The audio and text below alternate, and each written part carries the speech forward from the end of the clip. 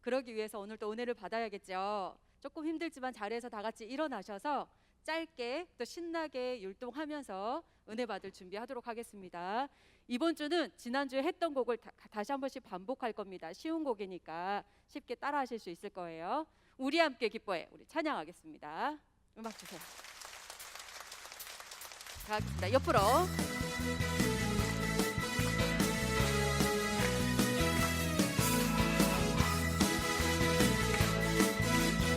우리 함께 기뻐해 갑니다. 왼쪽, 오른쪽. 우리 함께 기뻐해 주께 영광 돌리세 어린 양의 호리 장치와 친구가 준비되어 자, 다시 아래로 내려갑니다. 우리 함께 기뻐해. 주께 영광 돌리세 어린 양의 호리 장치와 친구가 준비되었네 할렐루야. 할렐루야 전능하신 주가 다스리네 할렐루야 전능하신 주가 다스리네 할렐루야. 한 번 더 갈게요. 할렐루야 전능하신 주가 다스리네 할렐루야 전능하신 주가 다스리네 자, 우리 함께 기뻐해. 다시 한 번 갈게요. 함께 기뻐해 주께 영광 돌리세 어린 양의 호리 장치와 신나 준비되었네 우리 함께 기뻐해. 우리 함께 기뻐해 주께 영광 돌리세 어린 양의 호리 장치와 신나 준비되었네 할렐루야. 할렐루야 전능하신 어깨를 신나게 흔들어 주세요. 할렐루야 전능하신 주가 다스리네 다시 갑니다. 할렐루야. 할렐루야 전능하신 주가 다스리네 할렐루야 전능하신 주가 다스리네 자, 다시 할게요. 할렐루야. 할렐루야 전능하신 주가 다스리네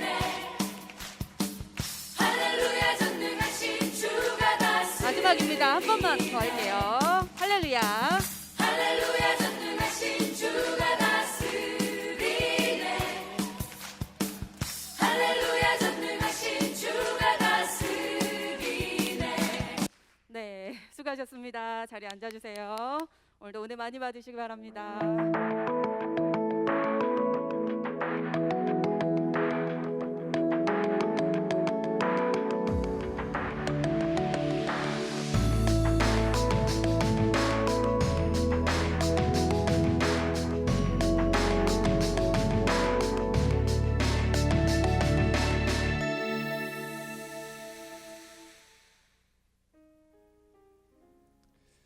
할렐루야.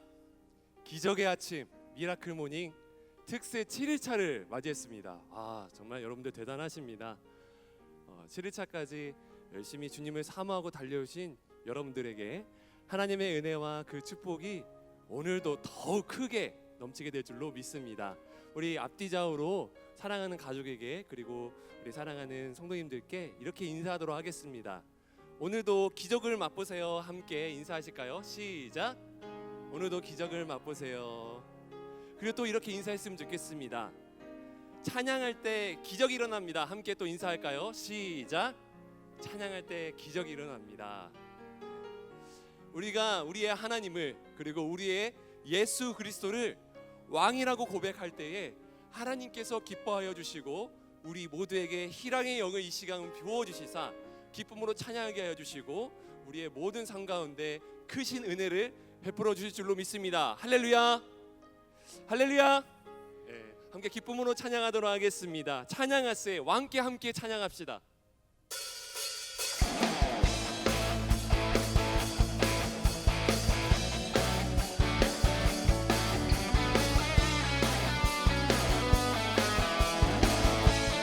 찬양하세. 찬양하세 찬양하세 왕께 소리 높여 찬양 드리세 찬양하세 찬양하세 함께 소리 높여 찬양 드리세 찬양받기에 합당하신 주님 언제나 동일하신 주 무릎 꿇고서 주 이름 외치세 예수 나의 왕 예수 나의 왕 예수 나의 왕 다시 한번 기쁨으로 찬양하세 찬양하세 찬양하세 찬양하세 찬양하세 소리 높여 찬양 드리세 기쁨으로 찬양하세 찬양하세 찬양하세 소리 높여 찬양 드리세 찬양받기에 찬양받기에 합당하신 주님 주님 언제나 동일하신 주 겸손함으로 꿇고서 주 이름 외치는 예수 예수 나의 왕 예수 나의 왕 예수 나의 왕 찬양받기에 찬양받기에 합당하신 주님 주님 언제 동일하십니다 동일하신 주 무릎 꿇고서 주 이름 외치세 예수 나의 왕 예수 나의 왕 예수 나의 그분은 나의 하나님이십니다 다시 한번 기쁨으로 찬양받기에 찬양받기에 합당하신 주님 주님 언제나 동일 아멘 그렇습니다 무릎 꿇고서 외칩시다 모두 다 함께 예수 나의 왕 예수 나의 왕 예수 나의 왕 예수 나의 왕 예수 나의 왕 예수 나의 왕 예수 나의 왕 아멘 다행히 우리 예수 그리스도께 감사와 영광의 박수를 드립니다 아멘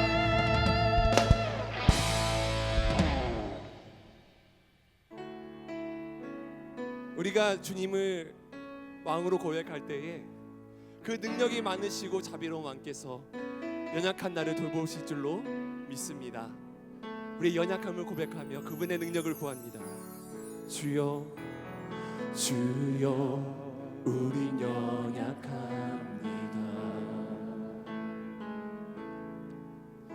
우린 오늘을 힘겨워합니다. 주 뜻 이루며 살기에 부족합니다. 우린 연약합니다. 왕이신 주님 우리를 도와주시옵소서. 주여 우린 넘어집니다. 오늘 하루 또 실수합니다. 주의 긍휼을 구하는 죄인이라. 우리 주만 바라봅니다. 한없는 주님의 은혜 온 세상 위에 넘칩니다. 나를 주 영광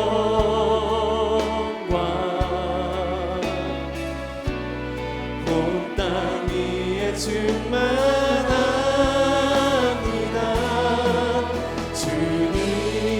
주님만이 이리오니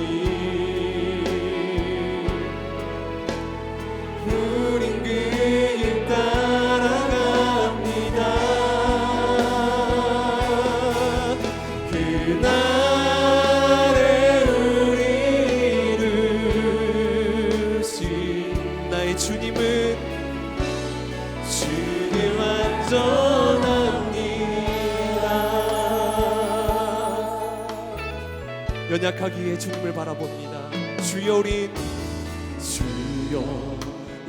연약합니다. 오늘을 힘겨워합니다. 우린 오늘을 힘겨워합니다. 주의 뜻을 알고 싶습니다. 주 뜻 잃으며 살기에 부족합니다. 우린 연약합니다. 부르짖습니다. 주여 우린 넘어집니다. 오늘 하루 또 실수합니다. 오늘 하루 또 실수합니다. 주의 긍휼을 구하는 죄인입니다. 우린 주만 바라봅니다. 한없는 주님의 은혜 온 세상 위에 넘칩니다. 가릴 수 없는 주 영광 온 땅 위에 충만합니다. 주님만이 이리오니 우린 그 길 따라갑니다. 그날에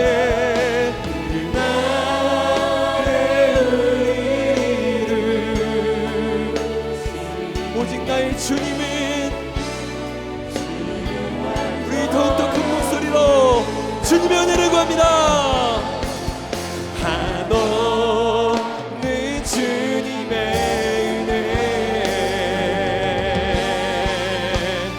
온 세상 위에 넘칩니다. 가릴 수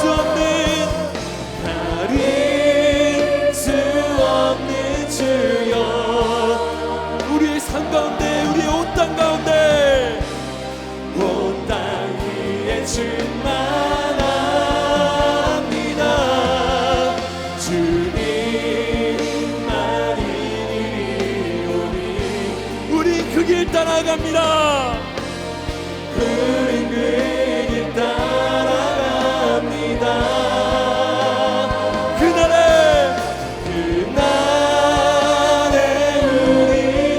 우리를 오직 나의 주님은 주님만 다시 한번 고백합니다. 한없는 주님의 은혜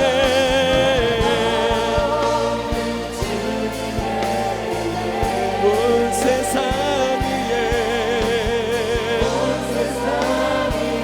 넘칩니다. 가릴 수 없는 주여 온 땅 위에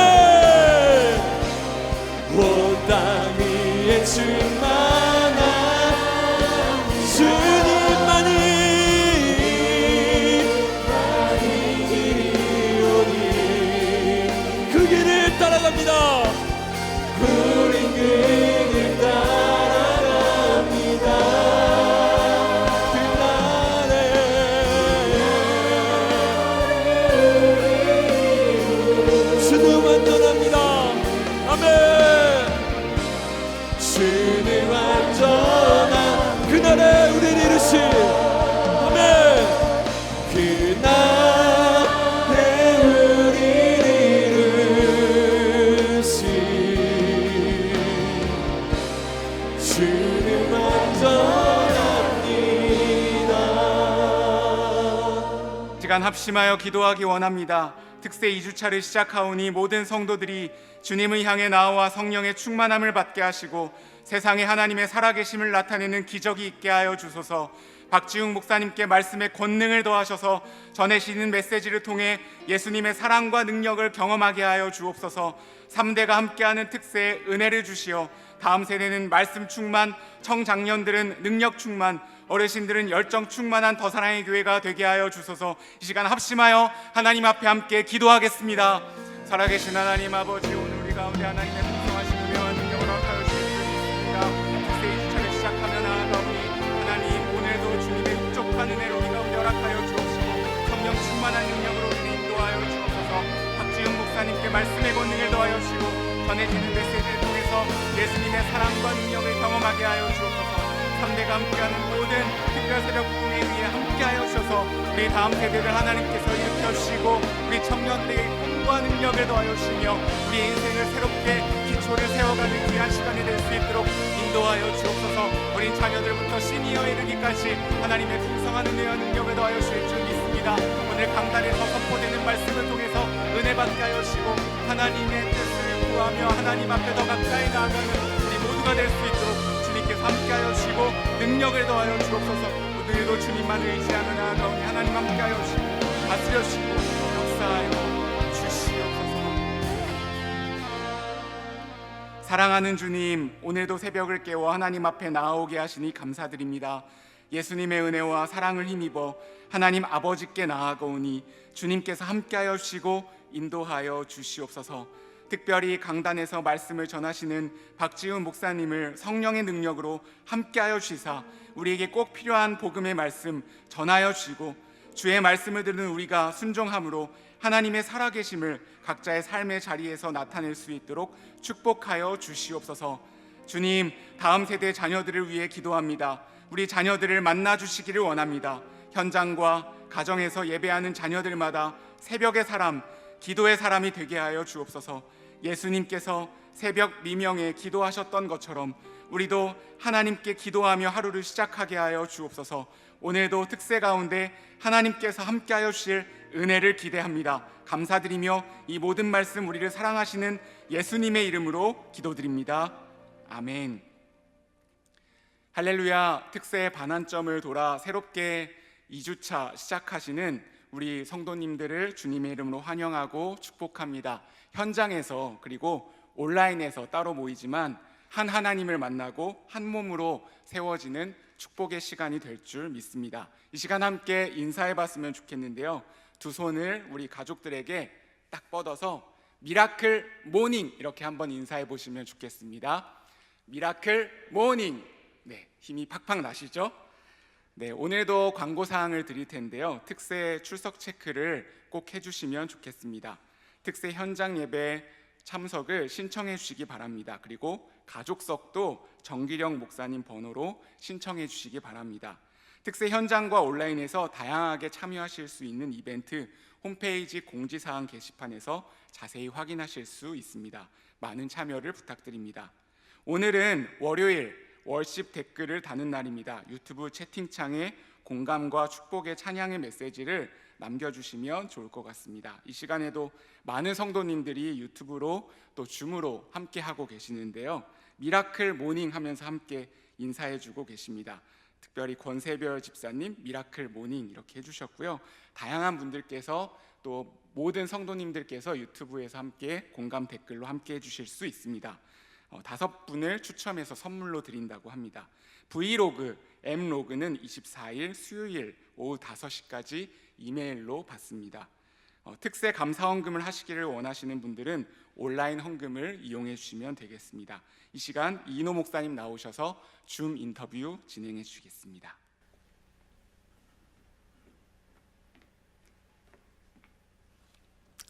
두 주 차에 들어서면서 좀 피곤하겠죠. 근데 피곤하면 제 생각에 예배당 가는 것보다 집에서 예배드리고 싶다는 유혹이 더 많이 찾아올 것 같아요.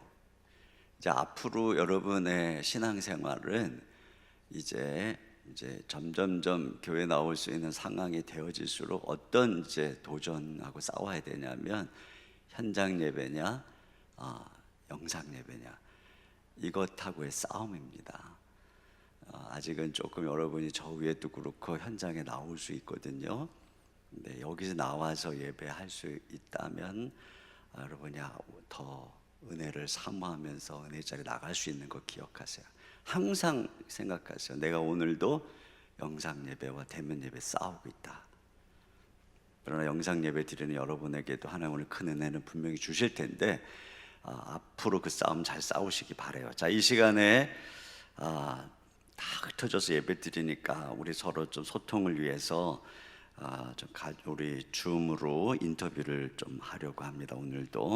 오늘은 신혼부부 가정과 또 그 부모님 가정을 좀 초청을 했습니다. 우리 최혜수 권사님 가정인데요. 같이 한번 어디 나와주세요. 네, 안녕하세요. 반갑습니다. 안녕하세요. 네, 우리 최혜수 권사님께서 한번 가족 소개 좀 해주시죠. 네, 저는 수지 이 지역 순장 최혜수 권사입니다. 제 옆에 있는 분은 정채곤 성도이며 제 남편이고요. 화면에 보이는 신혼부부는 제 아들 정관호, 며느리 김지혜입니다. 네. 또 외국에 있어서 함께 인사는 못 드리지만 둘째 아들 정관민도 있습니다. 네, 우리 최혜수 권사님은 순장 사역도 하시고 직장 생활도 하시고 그러면서 이 코로나를 지나는 과정이 참 힘드셨을 것 같은데 어떠셨나요? 지난 한 해 동안 제 삶에 많은 일들이 있었어요. 둘째가 호주로 떠났고 몇 달 뒤에 시아버님이 갑자기도 돌아가시고 또 몇 달 뒤에 첫째가 출가를 하게 돼서 그 빈자리를 느낄 새도 없이 코로나 속에서 정말 온라인으로 다락방을 섬기면서 직장에서도 바쁘게 일을 하며 살았는데 가끔 제 삶이 버겁게 느껴졌어요. 그런데 이번 특세 때 나에게 있는 이것을 너에게 주노니 나사렛 예수 그리스도 이름으로 걸어라 라는 말씀을 듣고 하나님의 크신 사랑과 위로를 느끼며 회복하는 시간을 가지게 되었어요. 네, 우리 정말 권사님 씩씩하게 잘 이겨나가셔서 감사하네요. 우리 정관호 성도님은 우리 교회에서 중등부 때부터 신앙생활을 하다가 청년부에서 또 아내를 만나서 지금은 신혼부부 다락방을 하고 있어요. 우리 교회에서부터 어려서부터 자라서 가정을 이루고 또 신앙생활을 하면서 느낀 은혜 있으면 한번 얘기 좀 해봐 주세요.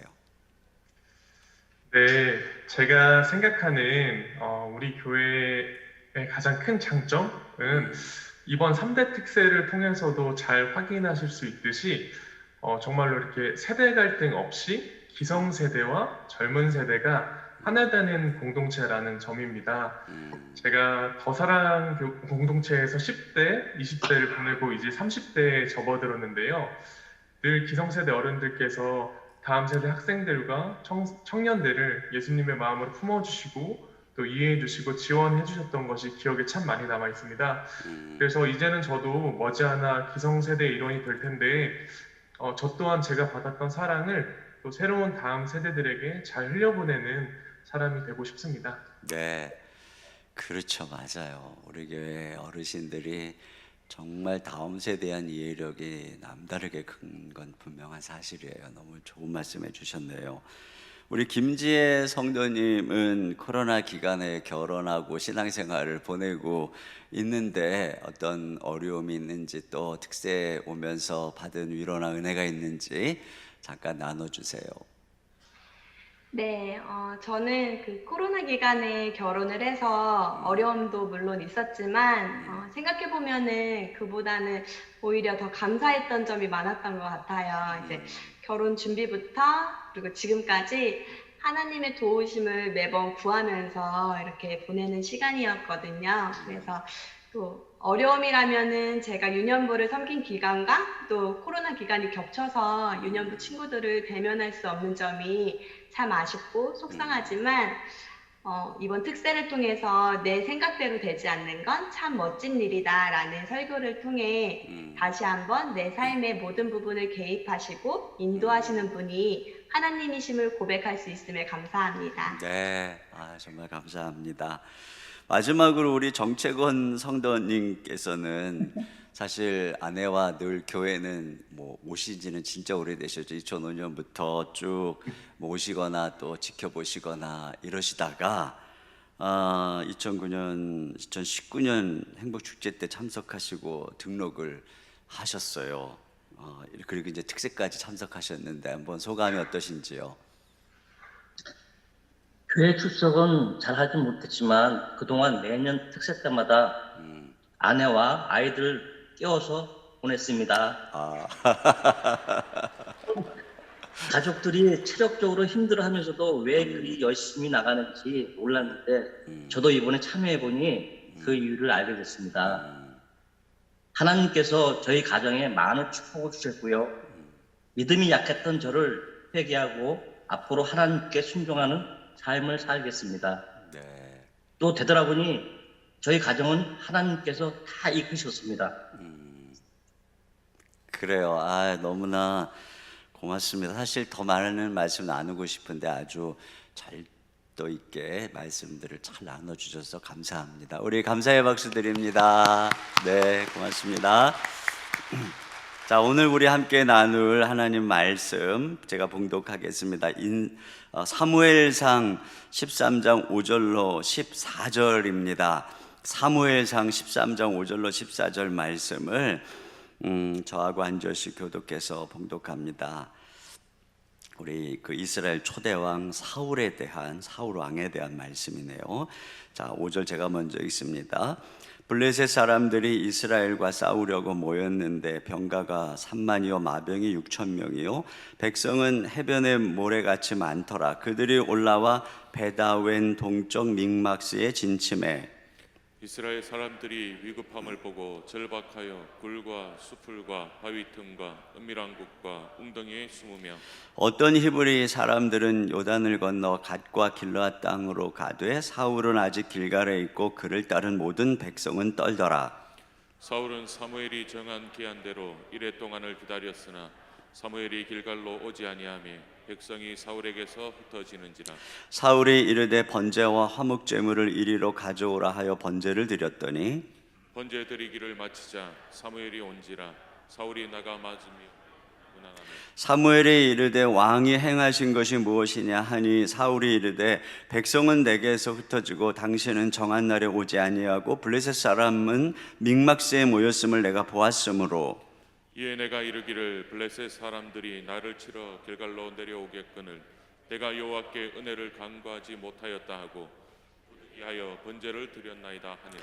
사무엘이 사울에게 이르되 왕이 망령 때에 행하였도다. 왕이 왕의 하나님은 여호와께서 왕에게 내리신 명령을 지키지 아니하였도다. 그리하였더라면 여호와께서 이스라엘 위에 왕의 나라를 영원히 세우셨을 것이거늘 지금은 왕의 나라가 길지 못할 것이라.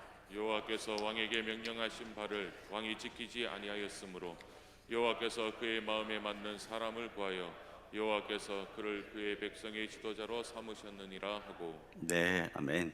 자, 오늘 우리에게 전해주실 박지용 목사님은 내수동 교회를 담임하고 계세요. 내수동 교회는 대학부 사역으로 아주 전설적인 곳입니다. 제가 청년 시절을 지날 때 또 젊은이 사역을 할 때 내수동 교회는 그 당시에 뭐 사랑의 교회나 온누리 교회나 이런 내노라 하는 대형 교회의 젊은이들보다도 능가하는, 그래서 아주 전설적인 곳이고, 이곳을 통해서 뭐 한국계 유명한 목사님들, 뭐 삼일교회 송태근 목사님이나 또 오정현 목사님이나 오종호 목사님, 또 화종부 남수교 화종부 목사님, 우리 또 오셨던 부전교회 박성규 목사님을 비롯해서 다 그 전설적인 그 세대를 이끌었던 분들이죠. 그 대학부에서 잘하시고 그 교회에서 잘하고 대학부에서 잘하시고 대학부 전도사를 하시고 또 지난번에 우리에게 오셨던 이관영 목사님도 거기 출신이세요.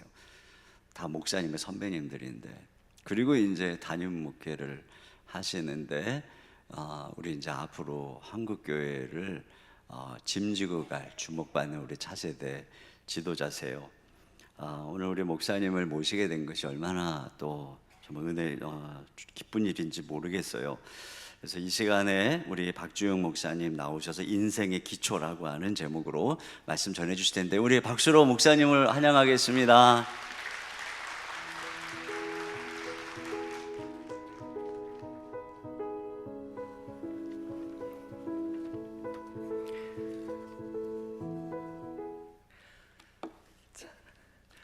여러분 귀한 자리에 이렇게 초청해 주셔서 진심으로 감사합니다. 이 자리에 함께 우리 하시는 우리 모든 온라인으로 함께 하시는 우리 모든 성도님들께도 정말 감사하고 반갑습니다 하는 인사 말씀을 드립니다. 오늘 이 새벽 시간에 짧은 시간인데 좀 집중적으로 이 짧은 시간을 사용해서 오늘 설교 제목처럼 우리 인생의 가장 중요한 문제는 기초의 문제라고 생각을 합니다. 그래서 인생의 기초의 문제를 제일 잠깐 나눴으면 좋겠습니다. 말씀 우리가 함께 읽은 말씀대로 사울 왕이 왕으로 이스라엘에 등극을 하고 난 후에 하나님 앞에 일종의 검증을 받는 시간이라고 생각을 하시면 되겠습니다. 이스라엘과 블레셋이 지금 대치를 하고 있는 상황이죠. 그리고 아주 절박한 상황입니다. 우리가 성경을 읽은 이제 그대로인데 6절 아까 우리가 읽은 말씀처럼 이스라엘 사람들이 위급함을 보았다 이렇게 되어 있습니다. 위급함을 보고 절박하여 이렇게 되어 있습니다. 7절 말씀에는 모든 이스라엘 백성들이 떨었다 이렇게 되어 있죠. 이스라엘은 지금 블레셋에 지금 이 상대가 되기에는 좀 어려운 정도로 아주 수적으로 열세의 상황입니다. 5절에 보니까 해변에 모래같이 많았다 이런 표현이 있죠. 이 백성들이 지금 군사들이 흩어지고 있습니다. 사울에게서 흩어지는 상황. 그리고 이 적들이 바로 코앞에 믹마스라고 하는 곳 바로 코앞에 이렇게 지금 모여 있는 상황입니다. 자, 근데 이제 문제는 이 힘든 상황에서 사무엘이라고 하는 선지자가 시간에 오지를 않는 것입니다. 그것도 한두 시간이나 하루 이틀이 아니고 무려 7일입니다. 사울 왕의 입장에서는 지금 빨리 전쟁을 해서 이 전열이 깨지지 않도록 해서 어떻게 하든지 뭔가 이렇게 좀 해봐야 되는 상황인데 사무엘이 안 온단 말이죠. 다 흩어지고 지금 도망을 치는 이런 상황입니다. 그러니까 정 안 되니 우리가 오늘 읽은 말씀 그대로 자기가 그냥 번제를 드립니다. 번제를 드리고 전쟁을 해야 되겠다고 생각하고 번제를 드리는데 이제 바로 그때 사무엘이 이제 나타납니다. 10절 말씀에 보면 번제 드리기를 마치자 사무엘이 온지라 이제 이렇게 되어 있는데 원래 이제 성경에는 그 보라 이런 표현이 이제 들어가 있습니다. 그러니까 마침 꼭 무슨 약속이나 한 듯이 자로 잰 것처럼 그 자리에 그 시간에 이제 이렇게 찾아온 것입니다. 사무엘이 찾아와 가지고 엄청난 실망을 합니다. 그리고 이 사울 왕에게 아주 그냥 절망적인 이제 말을 하죠. 사울이 여차여차 자기 상황을 이렇게 이제 설명을 하는데 놀랍게도 이 설명을 들은 사무엘이 다른 어떤 정상을 참작하는 그 이해를 해주는 것이 없이 그냥 완전한 멸망 그리고 폐위 선언을 해버립니다. 왕의 나라가 길지 못할 것이다. 14절에 있는 대로. 자, 여러분 상황의 내용은 지금 이런 내용입니다. 어떻습니까, 여러분? 여러분 이 말씀이 금방 이해가 잘 되시나요? 만약에 여러분 우리가 인간적으로 말이죠. 인간적으로 누구 편을 좀 들어보자 뭐 이렇게 한다면 여러분 어떠신가요? 여러분들은 사무엘 편을 들고 싶은 생각이신가요? 아니면 사울 편을 들고 싶은 생각이 드시나요? 성경을 거스릴 수 없으니까 우리가 사무엘 편을 들어야 될 것 같은데 사실 사울 편을 들고 싶은 생각은 아주 조금도 없습니까? 왜 그런가 하니까요, 여러분, 사울이 분명히 잘못한 것은 맞는 것 같은데, 근데 이게 사울이 지금 이렇게 하고 싶어서 이렇게 한 것이 아니죠. 그게 아니고 말 그대로 어쩔 수 없이 이렇게 이제 한 것입니다. 그리고요, 이제 이 사울이 사무엘에게 자기의 상황을 설명을 하고 있단 말이죠. 설명. 여러분, 설명을 한다는 것이 이게 무슨 의미가 있겠습니까? 설명을 한다고 하는 것은 자기가 여차여차 이렇게 설명을 하면 적어도 뭐 칭찬까지는 못 받아도 그래도 뭔가 이렇게 조금이라도 이해를 받고 정상을 참작을 받을 수 있는 이런 여지가 있으니까 설명을 하는 것입니다. 그런 여지가 전혀 없으면 아예 설명을 할 필요가 없겠죠. 그러니까 이렇게 설명을 한다는 것은 사울도 이 정도 이야기를 하면 뭐 칭찬은 못 받아도 뭐 어느 정도는 그래도 조금은 이해를 받을 여지가 없는 것이 아니라 있을 것이다, 이렇게 생각을 한 것입니다. 근데 오늘 성경에 있는 대로 말이죠, 사무엘은 이 사울의 설명을 아예 듣지 않는 것 같은 그런 느낌, 그리고 소통이 전혀 되지 않습니다. 그리고 아예 폐위 선언을 해버려요. 폐위 선언을 해버립니다. 자, 여러분, 이런 상황을 우리가 조금만 깊이 들여다보면 이게 좀 이상하다 하는 그런 생각이 우리가 좀 들지 않습니까? 좀 깨놓고 여러분 생각을 해보면 이런 생각도 들죠. 이게 지금 약속을 먼저 어긴 쪽이 누구냐? 여러분, 누가 먼저 약속을 어겼는가? 사무엘 아닙니까? 사무엘이 먼저 어겼습니다. 그것도 한두 시간이 아니고요, 무려 7일입니다. 하루 이틀도 아니고. 그리고 늦게 왔다는 오늘 본문에 보니까 사무엘이 무슨 미안하다는 말을 한마디도 안 하는 것 같아요. 미안하다는 말도 없습니다. 연애를 여러분 해보신 분들은 그런 경험이 아마 있으리라고 생각하는데, 저도 이제 결혼을 한 지가 횟수를 따져보니 진짜 한 25년이 지금 됐는데, 연애할 때 저희 집사람과 함께 교제를 할 때 그때 이제 약속을 한단 말이죠. 어디서 몇 시에 만나자. 그러면 분명히 제가 먼저 왔습니다.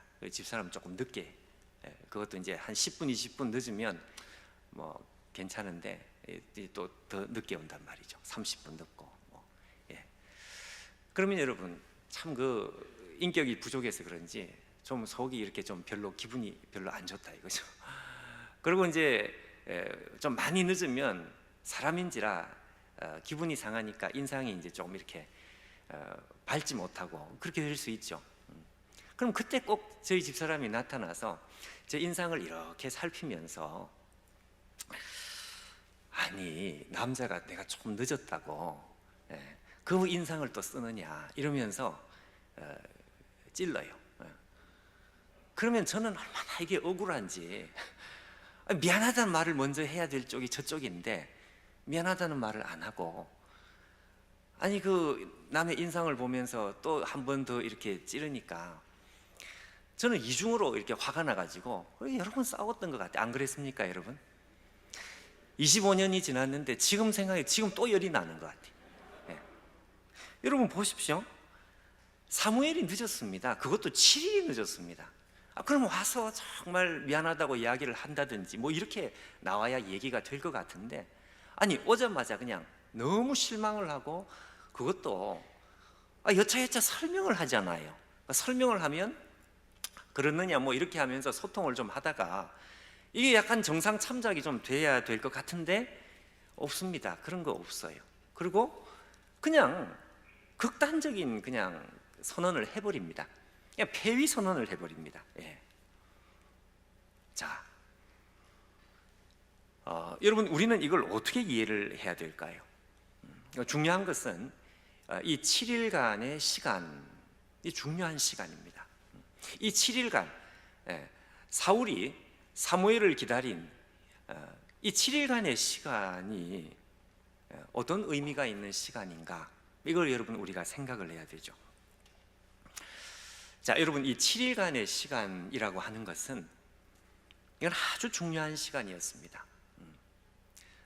다시 한번 말을 해보면 이것은 여러분 근본적인 질문을 하는 시간입니다. 근본적인 질문이라는 것은 사울이 스스로에게 질문을 하는 시간이라고 할 수도 있고, 더 정확하게 말하면요, 하나님께서 사울에게 아주 근본적인 질문을 하는 시간이었다, 이렇게 우리가 이해를 해야 합니다. 무슨 질문을 하시는, 오늘 성경에는 없는데 무슨 질문을 하신다는 것일까요? 가장 근본적인 질문이죠. 사울아, 네 인생의 기초가 도대체 뭐냐? 너가 왕이 된 목적이 도대체 뭐냐? 너는 왜 왕이 됐느냐? 그리고 너의 인생의 근본적인 목적이 도대체 무엇이냐? 자, 다 비슷한 질문인데 이런 질문입니다. 여러분 이 말씀을 우리가 조금 더 이해를 잘하기 위해서 한번 어떤 그 시나리오, 성경에 나오지는 않지만 이해를 돕기 위해서 그렇습니다. 가상의 시나리오를 여러분 우리가 한번 생각을 해볼 필요가 있습니다. 말 그대로 이해를 돕기 위해서. 만약에 여러분 사울이 말이죠, 기다리지 못하고 번제를 결국 오늘 자기가 먼저 드려버렸는데, 자, 만약에 이 제사를 드리지 않고 사울이 끝까지 움직이지 않고 사무엘을 끝까지 기다렸다면 어떻게 됐을까요?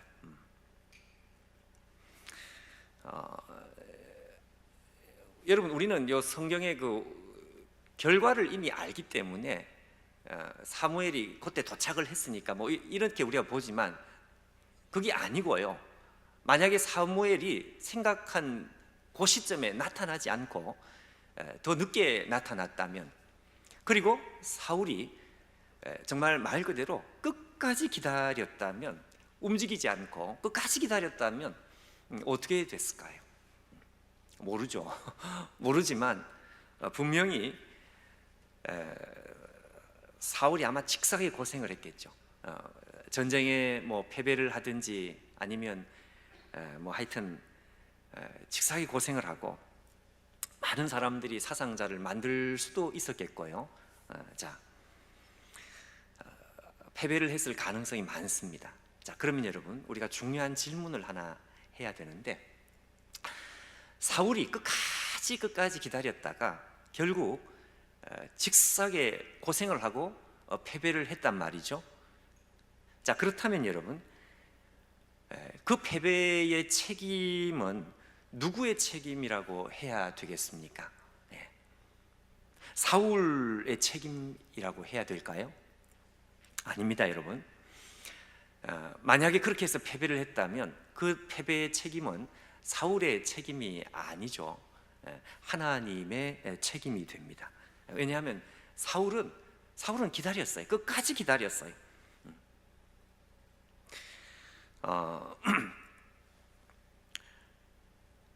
주인이신 왕이신 하나님께서 시키는 대로 하다가 끝까지 기다렸다가 패배를 했기 때문에 인간적으로는요, 사울은 사람들 앞에 정말 왕으로서 체면이 구길 수도 있고, 그리고 사람들의 수많은 비난을 받을 수도 있고, 자, 그렇지만 적어도 하나님 앞에서 사울은 당당할 수 있습니다. 그렇죠? 왜냐하면 시키는 대로 끝까지 기다렸단 말이에요. 끝까지 기다렸는데 결국은 결과 어쩔 수 없이 져버렸어요. 그리고 고생을 했어요. 많은 사람들이 사상자가 났습니다. 그러니까 사울이 만약에 끝까지 기다렸다가 패배를 했다면 사람들 앞에서, 세상 앞에서는 주눅이 들지 모르겠지만 하나님 앞에서는 사울이 큰 소리 칠 수 있었습니다. 자, 여러분, 이것이 말이죠, 이것이 사울이 가질 수 있는 성공이었습니다. 성공. 이 가상의 시나리오를 우리가 상상을 해보는 이유는 뭔가 하니까 오늘 이 본문의 내용을 이해를 하기 위해서 그렇습니다. 이해를. 여러분, 하나님께서 사울에게 기대했던 성공이라고 하는 것은 바로 이런 차원이었습니다. 제가 지금 말씀하는 걸 오해를 하면 안 되는데요, 하나님 백성은 무조건 져야만 성공을 한다, 제가 그 얘기를 하는 건 아니죠. 무슨 말씀인지 여러분 아시죠? 무조건 져야만 된다는 것이 아니고 문제는 기준의 문제다, 그 말입니다. 기준. 질 수도 있고 아니면 뭐 어떻게 기적적으로 이렇게 뭐 이길 수도 있겠죠. 근데 그게 문제가 아니고 사울이 끝까지 하나님을 기다렸단 말이에요. 끝까지 기다렸는데 그 결과가 어떻게 나타났는지는 하여튼 모르겠지만, 그래서 설사 져버렸다고 해도 그것을 우리는 실패라고 말할 수가 없다, 이것이죠. 이게 중요한 것입니다. 하나님께서 사울에게 원하셨던 것은 이것이었습니다. 사울이 성공하는 인생을 살았다고 하는 것은 이게 사울의 성공이었습니다. 하나님 보실 때 사울은 그게 성공이었어요. 결과가 어떻든지 간에 사울은 끝까지 기다렸어요. 그리고 그 결과에 대해서 사울은 자유로울 수 있는 것, 이게 하나님 보실 때에는 성공이었다, 이것이죠. 근데 오늘 스토리는 그렇게 가지 않습니다. 사울은 끝까지 기다리지 못해요. 여러분, 사울이 실패할 생각은 없었습니다. 나는 끝까지 실패를 해도 끝까지 나는 기다릴 것이다, 이게 안 되는 사람이에요. 자, 그러면 여러분, 우리의 질문, 사울이 실패할 수 없었던 이유는 뭘까요? 사울은 왜 실패할 생각을 못했을까요? 실패할 용기가 없었는데 사울이 실패할 용기가 없었던 이유가 도대체 뭐냐, 그 말입니다. 사울에게 있어서 성공이라고 하는 것은 무조건 이겨야만 됐습니다. 눈앞에 있는 이 상황을 이겨야만, 그게 사울에게 있어서는 성공이었습니다. 눈앞에 있는 싸움에서 실패를 해도 내가 하나님 앞에서 성공일 수 있다, 이 생각을 사울은 하지 못하는 것이죠. 그 용기가 없었던 이유는 다른 것이 아니고 기준이 달랐기 때문에 그렇습니다. 무슨 기준? 성공의 기준, 하나님의 기준하고 사울이 가지고 있는 기준은 이게 달랐습니다. 이게 문제였습니다. 사울이 가지고 있는 이 성공의 기준하고요, 하나님께서 말씀하신 이 생각하시는 성공의 기준하고 이게 달랐기 때문에 사울은 그렇게 할 수가 없었어요. 그 용기가 그 속에서 나올 수가 없었던 것이다, 이 말이죠. 여러분, 기준이라는 말씀 아시겠죠? 성공 기준이라는 말이 있습니다. 예를 들면 이런 것입니다. 여러분, 영국 사람이 남태평양 그 원주민하고 뭐 달리기 시합을 했습니다. 달리기 시합을 하는데 영국 사람이 키도 크고 힘이 좋으니까 훨씬 빨리 달렸어요. 그리고 결승점에 빨리 들어왔습니다.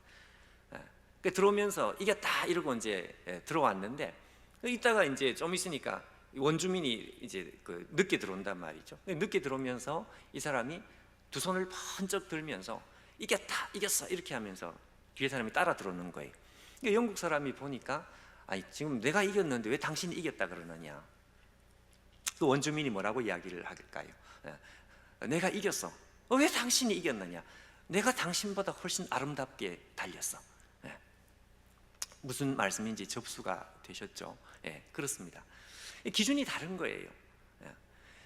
이 사람은 빨리 달린 게 기준이고 뒤에 들어온 사람은 빨리 달리는 게 자기에게는 성공의 기준이 아니고 아름답고 멋있게 예쁘게 달리는 거, 이게 성공이었습니다.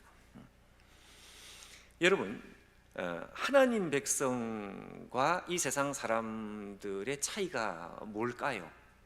하나님 백성은 왜 하나님 백성일까요? 오늘 이 말씀이 우리에게 가르쳐 주는 것 중에 한 가지는 기준이 다른 것이죠. 우리가 성공이라고 생각하는 것하고 이 세상 사람들이 성공이라고 생각하는 것은 이게 기준이 다르다 보니까 많은 차이가 있습니다. 세상 사람들이 볼 때에 실패라고 낙인을 아무리 찍어도 우리는 그래, 당신들은 우리 보고 실패라고 이야기를 할지 모르겠지만 아니다, 이거는 성공이다, 이렇게 여러분 말할 수 있는 사람들, 하나님 백성들이다. 이게 중요한 것이죠. 세상 사람들은 여러분 많이 가지면 어떻게 됩니까? 이게 성공이라고 생각을 하겠죠. 그러나 여러분 하나님 백성은 예를 들면 많이 가진다고 해서 성공이라고 생각하지 않습니다. 여러분 하나님께서 주시면 그 가지면 성공이고요. 하나님께서 안 주시면 어떻게 될까요? 하나님께서 안 주시면은요, 안 가지는 것이 성공입니다. 안 가져도 되는 것이 아니고요. 안 가져도 되는 것이 아니고 안 가져야만 성공입니다. 무슨 말씀인지 아시나요? 예를 들면 여러분 미가서 1장 7절 앞에 자막을 한번 보시면 여기에 보면 이런 표현이 중간에 있습니다. 하나님께서 이스라엘 백성들에게 내가 너희들이 기생의 값으로 모았은즉 기생의 값으로 돌아가리라. 좀 표현이 죄송하지만 이 기생의 값이라는 말은 창녀의 화대를 말합니다. 아주 참 이 극단적인 표현입니다. 하나님께서 유다 백성들을 이렇게 보시면서 이 예루살렘, 이스라엘 나라 전체가 하나의 거대한 혐오물과 같은, 왜 그런가 하니까 이 나라 전체가 죄송하지만 창녀의 값이다 이거예요. 이게 무슨 이야기입니까? 하나님께서 안 주셨는데 너희들이 왜 가졌는지 난 도저히 이해가 되지 않는다, 이 얘기입니다. 여러분 지금 그 이야기는 아니지만 오래전에 제가 어릴 때에도 우리나라에 한참 그 중동에 건설자들이 이제 그 중동 붐이라 그래가지고 우리나라 직원 노무자들이 많이 이제 그 일을 하러 나갔죠. 그러니까 이제 가정적으로 문제 생기는 일들이 사회적인 문제가 되기도 하고 그랬습니다. 왜냐하면 남편이 몇 년 동안 떨어져 있다 보니까 아내들이 뭐 외도하는 그런 일들이 일어나고 뭐 이것이 가정의 문제가 되고, 여러분 남편이 아내에게 결혼 반지를 하나를 끼워주고 그리고 떨어졌다가 다시 만났는데 그 결혼 반지가 하나가 아니고 갑자기 10개가 되었다. 그러면 남편이 야, 이 반지 하나인데 당신은 제주도 좋다, 어떻게 결혼 반지가 10개냐, 당신 성공했다.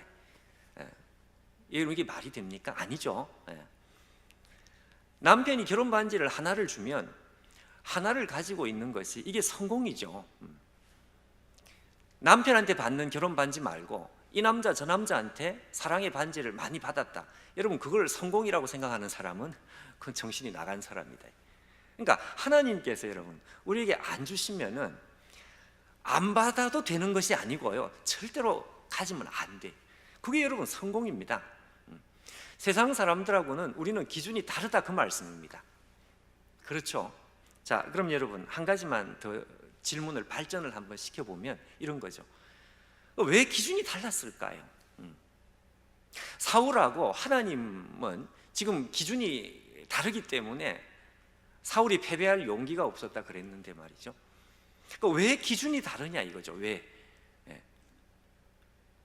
자, 그 이유는 다른 것이 아닙니다. 목적이 달라서 그렇습니다. 목적. 사울의 목적하고 하나님의 목적이 다르기 때문에 그렇습니다. 여러분 아주 간단한 이야기죠. 목적이 다르면은요 기준은 다르게 되어 있습니다. 예를 들면 이런 것입니다. 예를 한번 들어보면 여러분 그 천국의 아이들이라고 하는 영화가 있습니다. 이게 오래전에 나오니 그게 우리나라 영화가 아니고 미국 영화도 아니고 제가 알기로 이란 영화입니다. 이란에서 무슨 유명한 영화를 만들었나? 하여튼 그 이란에서 만든 영화가 한번 이렇게 유명세를 탄 적이 있습니다. 그 내용은 아주 간단해요. 혹시 보신 분이 있는지 모르겠는데 오누이 오빠가 나오고 그 여동생이 나오는데 둘 다 어린 아이입니다. 우리나라로 하면 초등학생 정도 되는 오빠가 있고 그 밑에 여동생이 있는데요. 집안이 너무 가난한 거죠.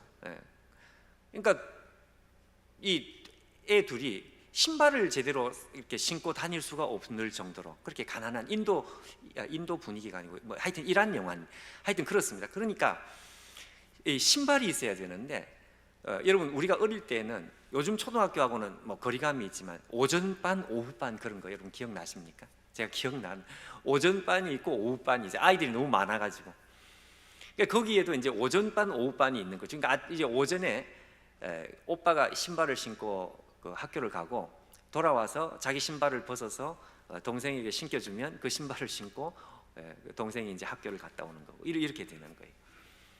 근데 하루는요 학교에서 큰 무슨 프랜카드가 붙었는데 보니까 달리기 대회를 하는 거죠.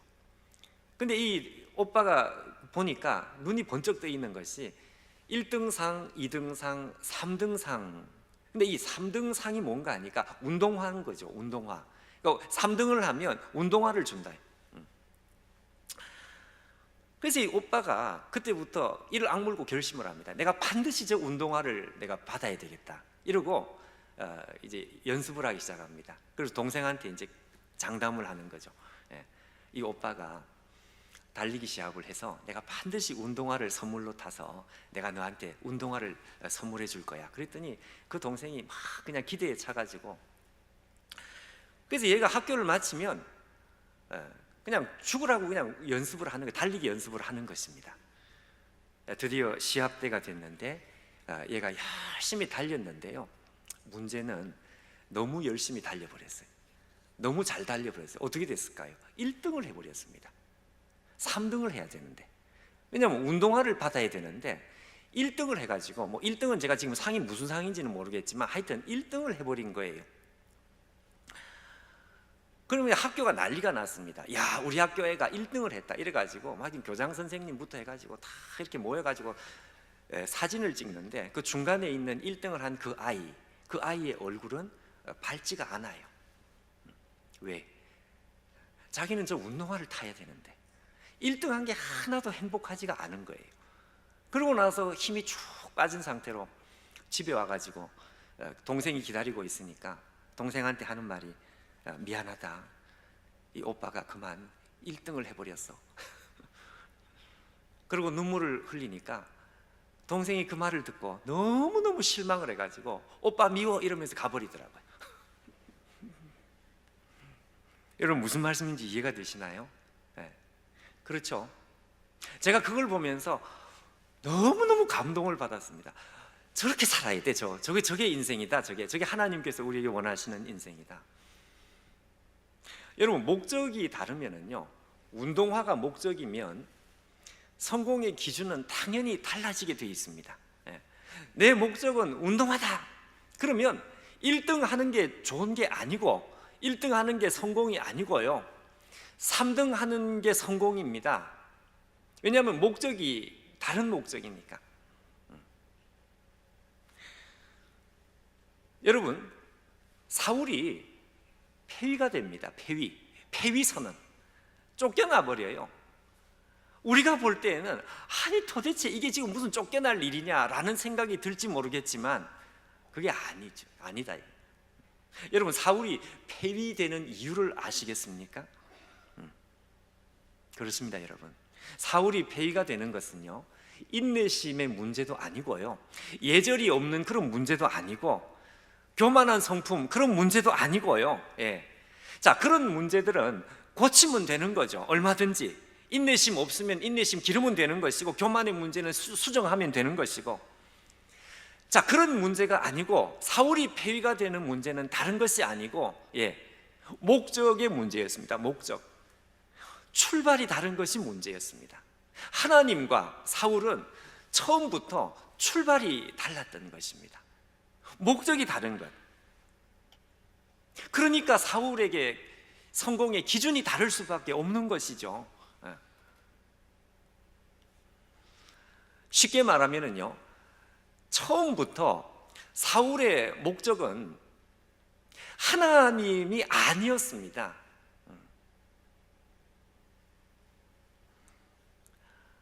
근데 이스라엘이 왕까지 되고 나니까 뭔가 이 사람의 겉모습을 봐서는 잘 모르잖아요. 그러니 저 사울 안에 도대체 뭐가 있는지를 알 수가 없는 거죠. 하나님께서도 그 사울의 중심을 보기를 원하셨던 것이죠. 그게 7일입니다. 7일. 7일 동안 하나님께서 기다리고 계시는 거예요. 사울이 하나님을 기다린 것이 아니고 사울이 사무엘을 기다린 것이 아니고요, 하나님께서 사울을 기다리고 계셨습니다.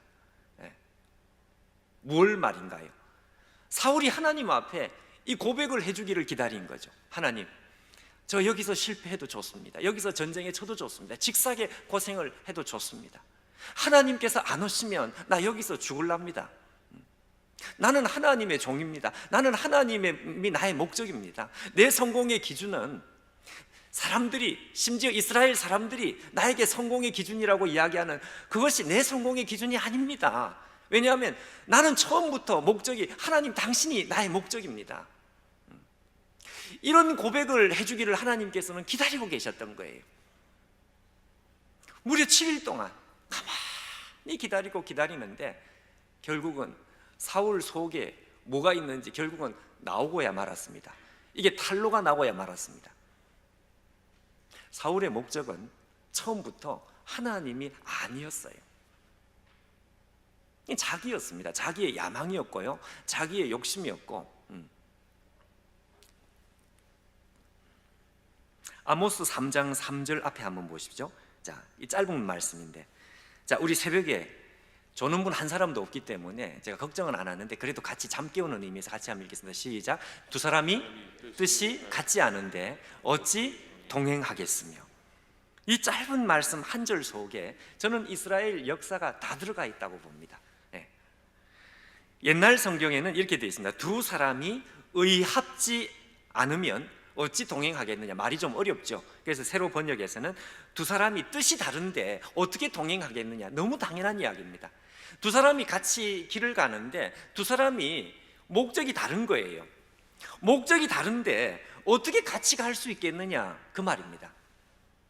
여러분, 이 짧은 말씀 속에 이스라엘 역사가 다 들어가 있다고 하는 이유는 다른 게 아니고요, 이스라엘이 멸망을 했던 이유, 이스라엘의 멸망의 이유는 다른 게 아닙니다.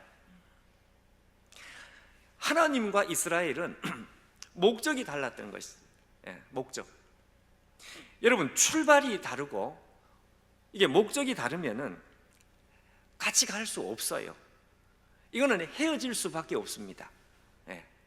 아까 말씀한 대로 이게 무슨 인내심의 문제라든지 아니면 무슨 성품의 문제라든지 좀 성질이 더럽다든지, 자, 이러면 그거는 우리가 고칠 수 있어요. 그건 수정하고 그렇게 할 수 있어요. 근데 아예 출발부터 말이죠, 목적 자체가 그냥 달라버리면 목표가 다른데 어떻게 같이 갑니까? 같이 못 가는 거죠. 하나님께서 사울을 폐위시키는 것은 이거는 그냥 신경질이 나서 폐위를 시키는 것이 아니고 열받아서 그런 문제가 아니다 이거죠.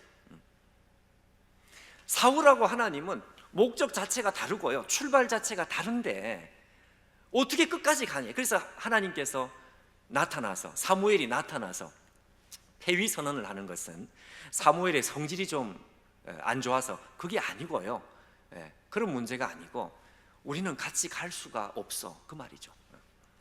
너와 나는 처음부터 목적이 다른 것이구나.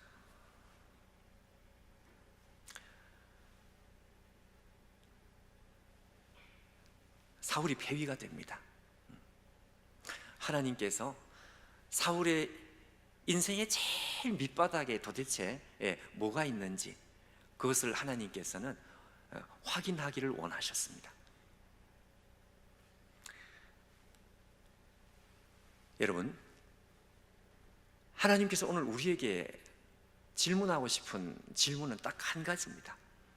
어쩌면 이 순간만이 아니고요, 우리가 사는 100년, 요즘 수명이 길어서 100년, 자 100년이라고 해도 이 100년의 시간, 80년, 90년, 100년의 이 시간 동안 결국 우리 인생에 하나님께서 받기를 원하시는, 들어보기를 원하시는 답변은 딱 한 가지다 이거예요. 한 가지.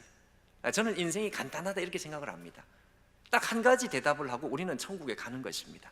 그게 뭔가 하니까, 아무개야, 사울아, 네 인생의 기초가 도대체 뭐냐? 네 인생의 출발이 도대체 뭐냐? 너의 인생의 목적이 도대체 뭐냐? 너의 인생의 성공의 기준이 도대체 뭐냐?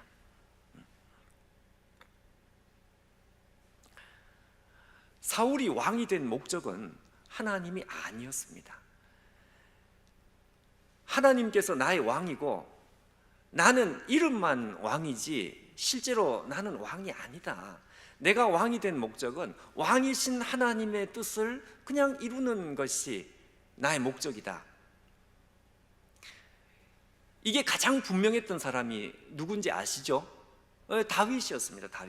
다윗은 자기가 왕인데 하나님 앞에 기도할 때, 왕이신 나의 하나님, 내가 주를 높이고, 아니 자기가 왕이면서 하나님 보고 자꾸 왕이라 그래요. 왜 그럴까요?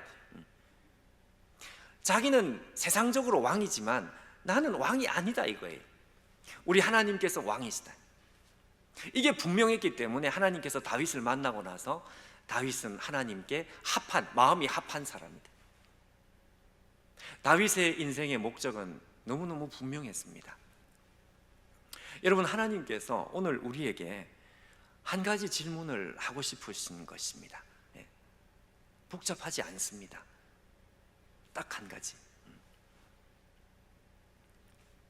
아무개야, 네 인생의 기초가 뭔지 나는 궁금하다.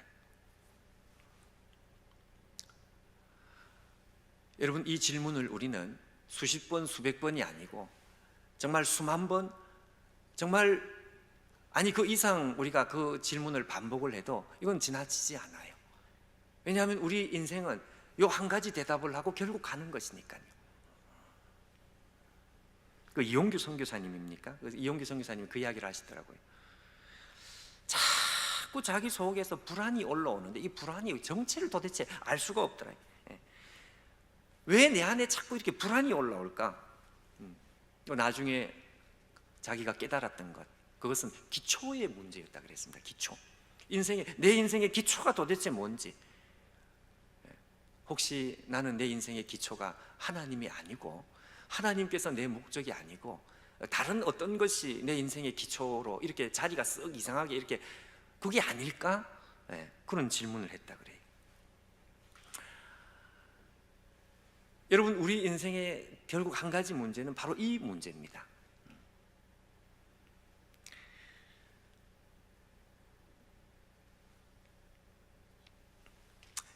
예레미야 애가 3장 22절 23절 우리가 암송하는 구절인데요, 옛날 성경으로 제가 암송을 하는데 우리 그 대학부에서 일어나서 항상 암송할 때 저기서 성경 구절 암송을 했습니다. 여호와의 인자와 자비가, 인자와 긍휼이 이렇게 무궁하심으로 우리가 진멸되지 않습니다. 이것이 아침마다 새로우니 주의 성실이 그도소이다. 자, 여러분, 예레미야가 하나님 앞에 하는 이 위대한 고백입니다. 저 고백의 의미가 도대체 뭘까요? 여러분, 예레미야는요 20살도 채 되지 않은 나이에 하나님 앞에 부름을 받습니다. 그리고 한평생 정말 고생이란 고생은 다 해. 그리고 마지막으로 자기가 인생을 마감할 때는요 비참하게 순교합니다. 순교. 세상 사람들이 보기에 비참하게 애굽으로 끌려가서 순교를 합니다. 그럼 여러분, 예레미야의 인생은 도대체 뭘까? 아니, 어린 나이에 부름을 받아서 자기 동족들에게 버림받고, 그리고 세상적으로는 그 실패한 사람, 그리고 하나님의 사명을 맡았는데 자기가 그 사명을 맡았던 그 유다 나라는 결국 바벨론에 멸망을 해버려요. 그러면 도대체 예레미야가 건진 건 도대체 뭐냐? 우리가 보기에는 모든 면에서 다 실패입니다. 예레미야는. 근데 예레미야가 폐허가 된 예루살렘, 그 폐허 한 중간에서 하나님 앞에 하고 있는 고백이 지금 방금 말한 저 고백, 여호와의 자비와 긍휼이 무궁하심으로 우리가 진멸되지 않습니다. 이것이 아침마다 새로우니 주의 성실이 그도소이다. 하나님, 우리는 실패하지 않았습니다. 우리는 이겼습니다. 이런 고백을 하고 있습니다. 왜 그럴까요? 그 이유는 23절, 24절, 그 다음 절 예레미야 애가 3장 24절에 나온다고. 24절이 그 이유입니다. 앞에 한번 보십시오. 내 심령에 이르기를. 자, 그 다음에 이렇게 되어 있습니다. 여호와는 나의 기업이시니. 네. 여호와는 나의 기업이시니. 처음부터 예레미야가 사역을 시작할 그때부터 처음부터 예레미야의 목적은 이스라엘이 아니었어요. 예루살렘이 아니었습니다. 가나안 땅이 그의 목적이 아니었습니다.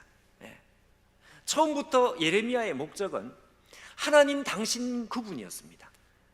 하나님 당신의 뜻을 내가 배반하지 않는 것, 하나님께서 나의 전부가 되셔서 내가 세상적으로 실패를 하든지 세상적으로 성공을 하든지 그것이 나에게 중요한 게 아니고 하나님께서 나에게 맡기신 그 명령, 하나님 나에게 말씀하신 것, 내가 그것을 순종하면 나는 그것을 성공으로 알겠다. 이게 예레미야의 처음부터의 기준이었고 그의 목적이었고요.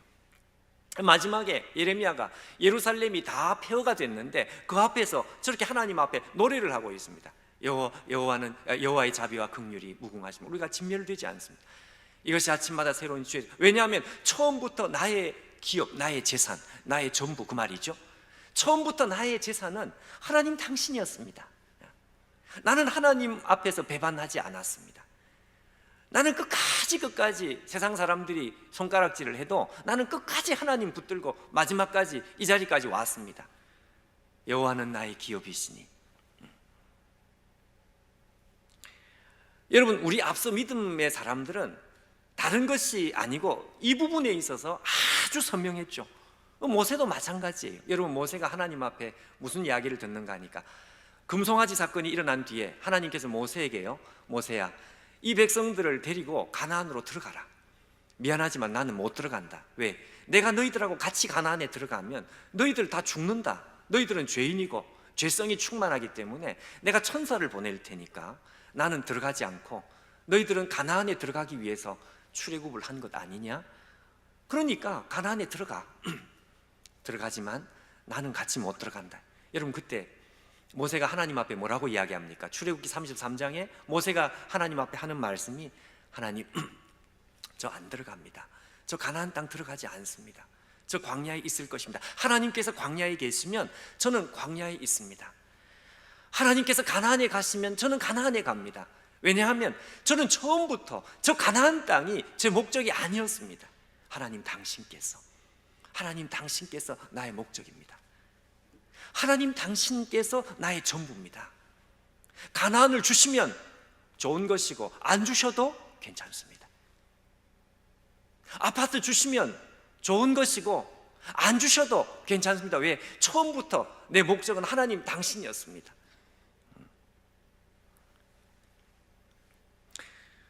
근데 사울은 좀 달랐습니다. 사울은 성공의 기준 자체가 하나님과 많이 달랐어요. 그 왜 그럴까? 가만히 하나님께서 들여다보니까 사울은 처음부터 하나님께서 목적인 줄 알았는데 하나님이 그의 목적이 아니었고요, 하나님보다 더 밑바닥에 있는 것이 있었어요. 자기의 야망이었습니다. 자기였습니다. 여러분, 하나님께서 우리에게 질문을 하고 싶은 거죠. 질문을. 여러분, 우리가 믿는 이 복음이라는 것이 뭘까요? 우리가 믿는 예수의 복음, 예수의 복음이라는 것은 간단하게 우리가 표현을 해보면 이렇게 표현할 수 있습니다. 예수의 복음은 하나님께서 우리 자신, 미물과도 같은 우리 자신을 하나님께서 목적 삼으신 것. 말이 좀 어렵습니까? 쉽게 말하면 하나님께서 우리를 향해서 너가 나의 전부다, 너가 나의 목적이다, 너만 있으면 되는 것이고 너가 나의 전부다. 하나님의 목적이 무엇인지를 우리 가운데 분명하게 선언하신 사건, 이게 복음 사건이죠. 하나님께서 우리에게 다 주셨어요. 아들을 주신 것은 다 주신 것이고, 아들은 하나님 자신이니까 하나님 자신을 주신 것이고, 하나님께서 아들을 주시고 하나님 자신을 주신 것은 하나님께서 가지신 전부를 다 주신 것이다. 줄 게 없습니다. 더 이상. 제가 오래전에 전도사 때인데 지금 아직도 제가 생생하게 기억하는 거, 제가 그 처음으로 집회를 간 적이 있습니다. 그때 전도사 시절인데, 지금도 저는 그 사람들 앞에서 이야기하는 그렇게 편한 사람이 아닌 아주 내성적인 사람인데요. 그러니까 처음 집회를 했으니까 얼마나 마음이 떨렸겠어요. 그러니까 준비한 원고대로 그냥 있는 그대로 그냥 눈에 보이는 거 하나도 없이 막 그냥 설교하고 내려왔는데, 그 교회 목사님 사모님이 집에 안 가시고 계속 앉아서 우시는 거예요. 그래서 난 뭐 말을 잘못했나 싶어가지고 나중에 겁이 나가지고 물어봤습니다. 사모님, 제가 무슨 말을 잘못했습니까? 뭐 때문에 눈물을 흘리지? 그랬더니 목사님이, 전도사님이 했던 한마디 말이 제 마음에 이렇게 그냥 비수처럼 꽂혀가지고 그게 저를 놓아주지를 않는다. 그게 무슨 말이냐 그랬더니 제가 한 말도 제가 모르겠는 거예요. 무슨 말씀을 했습니까? 제가 무슨 말을 했습니까? 그랬더니 전도사님이 그러지 않았느냐, 하나님께서는 주고 싶어도 줄 게 없다고 그래요. 그렇지. 그 얘기를 들으니까 제가 은혜가 되더라고요. 맞았어. 복음이라고 하는 것은 하나님께서 다 주신 것이다. 전부 다 주신 것이다. 그러니까 이제는 주고 싶어도 없어요. 줄 게 없어요. 다 주셨으니까. 다 주셨다는 게 무슨 이야기입니까? 예. 하나님께서는 우리 한 사람 한 사람을 전부로 생각하신 것이죠. 전부입니다. 전부. 그걸 다른 말로 하면 우리 한 사람 한 사람이 말 그대로 목적입니다. 목적. 너만 있으면 되고 너가 전부고. 샌디 밀러라고 하는, 여러분 영국에 존경받는 그 목사님이 있습니다. 이 샌디 밀러가 뭐라고 이야기해요? 자기 인생에 하나님 음성을 3번 들었다 이거예요. 너무 가깝게. 우리가 매일 하나님의 음성을 매일 들을 수 있지만 자기가 일생에 너무너무 하나님의 음성을 잊을 수 없도록 들은 거 3번. 그 중에 제일 첫 번째가 뭔가 하니까 청소년 시절에, 학생 시절에 자기가 하나님을 처음 만났는데, 하나님을 처음 만나고 났더니 이 세상이 달리 보이고 정말 눈앞에 정말 이 세상에 부러운 것이 하나도 없고, 그래서 마음이 뜨거워서 혼자서 밖으로 나와서 해변길을 혼자서 산책을 하면서 하나님 앞에 기도를 했대요. 기도를. 하나님, 저는 하나님을 너무너무 사랑합니다. 내 마음이 지금 너무 뜨거운데 지금 하나님께서 무슨 말씀을 하시든지 내가 전부 다 순종할 수 있습니다. 하나님 말씀만 하십시오. 제가 뭘 하면 좋겠습니까? 제가 다 드릴 수 있습니다. 말씀만 하시면. 그때 하나님의 음성이 그의 귀에 들리기 시작했습니다. 사랑하는 샌디 밀러, 네가 나에게 모든 것을 다 주고 싶으냐? 나는 너만 있으면 돼. 그래. 나는 너 하나로 족하단다. 나는 너 하나로 족하단다. 그때 이 샌디 밀러가 그랬어요. 자기가 너무너무 당혹스러웠다. 여러분 당혹스러워 보셨습니까? 하나님 앞에 당혹스러워 보셨습니까?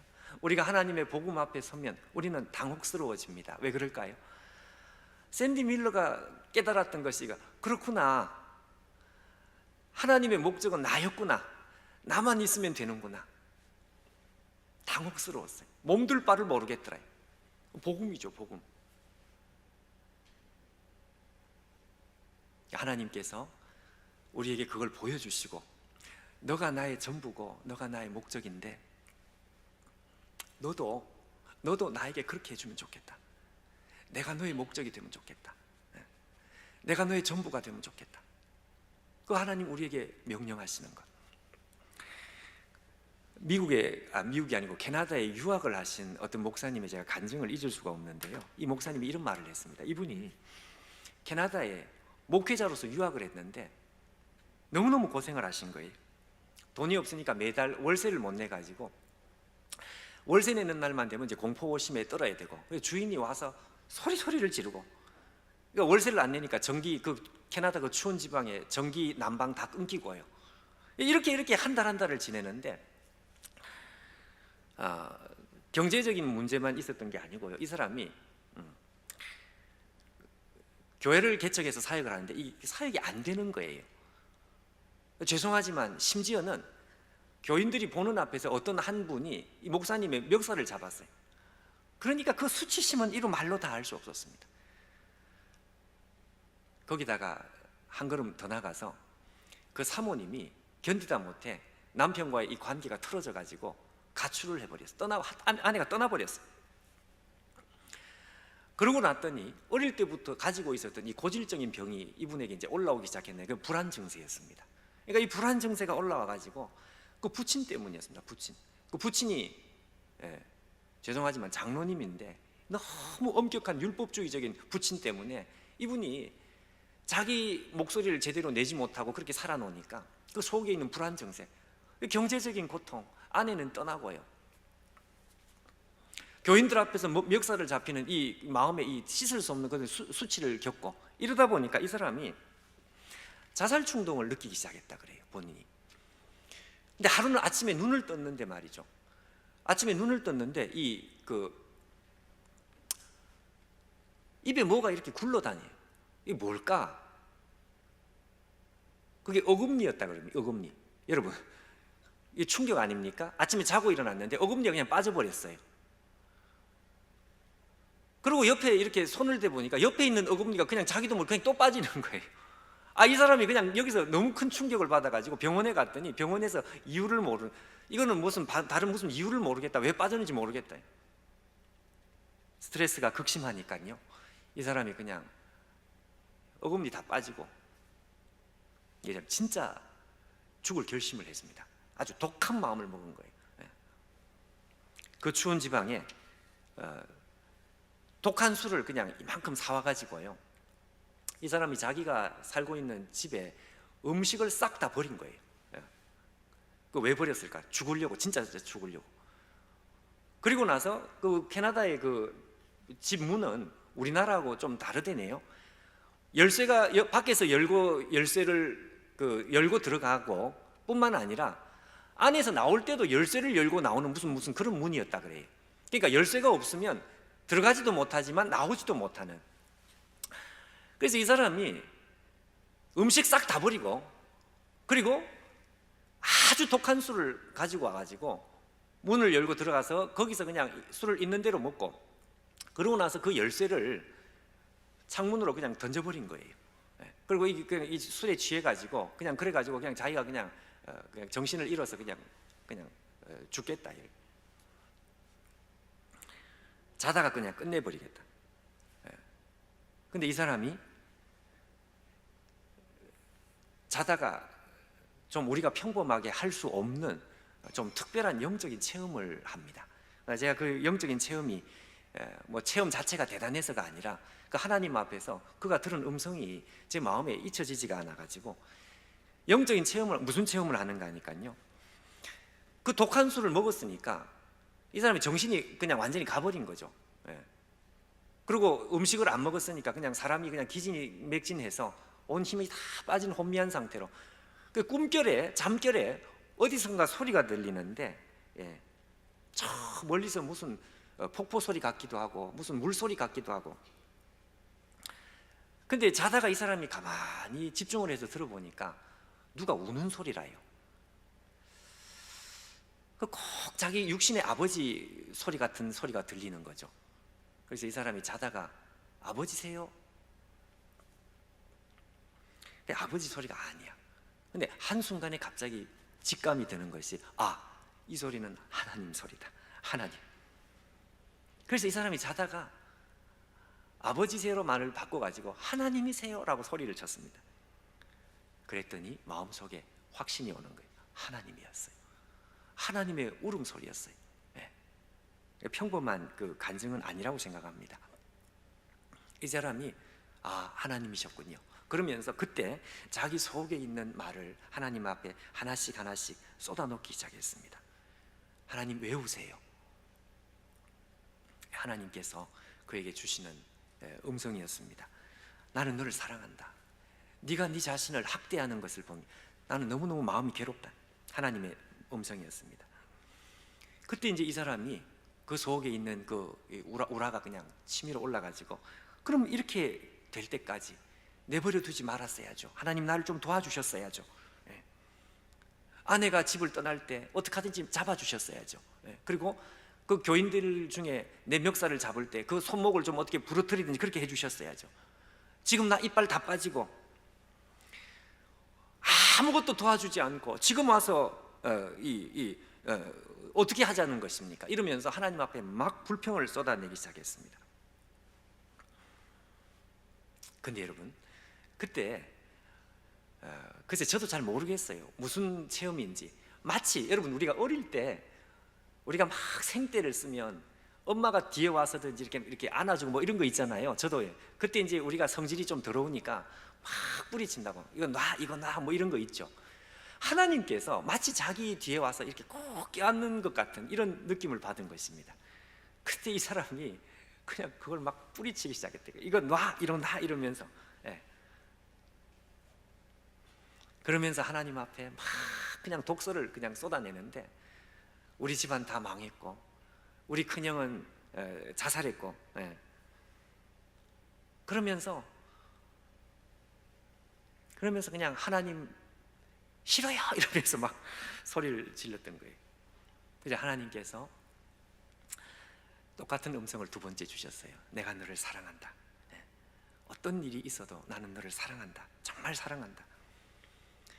이제서야 이 사람이 하나님 앞에 뭔가 좀 진정을 하고 하나님 앞에 이런 이야기를 했습니다. 하나님, 저요 목회 실패했습니다. 그래도 괜찮아요? 그랬더니 하나님께서 괜찮아. 그건 아무 문제가 아니야.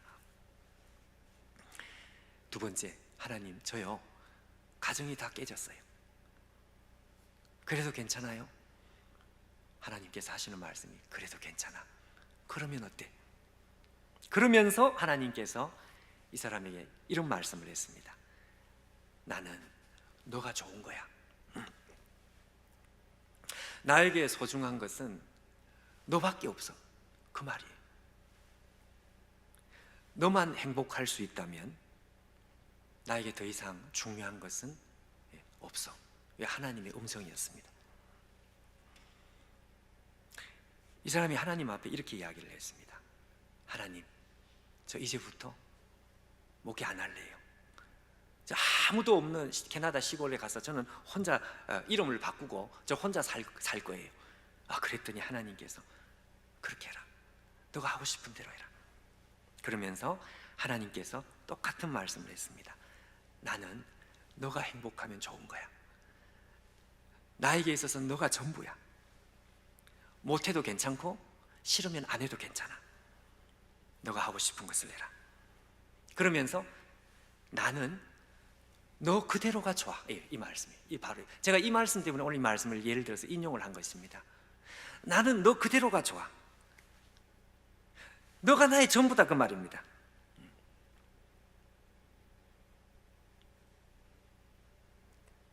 사랑의 주님이 날 사랑하시, 내 모습 이대로 받으셨니, 그 찬양 있죠. 내 모습 이대로 받으셨니 하는 그 찬양, 마치 그 찬양처럼 하나님 그렇게 말씀하셨어요. 아침에 눈을 떴는데 이 우주가, 자기가 눈을 뜨고 눈을 볼 수 없을 정도 눈부시게 이 우주가 아름답더라, 이런 이야기를 했습니다. 온 우주가 눈이 부셔서 쳐다볼 수가 없을 정도로 너무너무 아름다워요. 그런데 그 눈부시게 아름다운 이 우주 속에 가장 아름다운 한 사람, 누굴까요? 자기였습니다. 자기가 이 우주 가운데 눈 뜨고 볼 수 없을 정도로 너무너무 아름다웠어요. 왜 그럴까요? 하나님께서 자기에게 하신 그 한마디 말씀 때문에 그렇습니다. 나는 너 있는 그대로가 좋은 것이고, 한마디로 너가 나의 전부다. 나의 목적은 다른 아무것도 필요 없어. 너가 나에게 무슨 주는 거 그 아무것도 필요 없고, 네가 무슨 일을 못해도 좋고 잘해도 나에게는 그것이 중요한 것이 아니고, 너 있는 그대로 그것이 나의 전부고 나의 목적이다. 사실은 여러분, 우리가 이 말씀을, 이 사람도 마찬가지죠. 이 체험 속에서 들은 말씀이 아니고 사실은 십자가에서 우리가 이미 수없이 들었던 메시지입니다. 그렇죠. 그 아들을 우리에게 내어주심으로 하나님께서 우리에게 대한 자기의 사랑을 확증하셨느니라. 그 확증이라는 게 뭡니까? 이걸 확증하신 거죠. 더 이상 다른 이야기를 못하도록, 다른 변명을 못하도록, 너가 나의 전부라고 하는 이 사실을, 이걸 확증하고 더 이상 다른 어떤 것이 없이 확증, 도장을 찍어버린 이 사건이 십자가 사건. 하나님께서 하나님 자신을 우리에게 내어주신 사건. 우리는 십자가 앞에서 그 이야기를 이미 들었습니다. 수없이 들었습니다. 그러면서 하나님께서 우리에게 요청하시는 것, 원하시는 것, 너도 나에게 그렇게 해달라. 내가 너의 목적이 되면 안 되겠느냐? 내가 너의 전부가 되면 안 되겠느냐?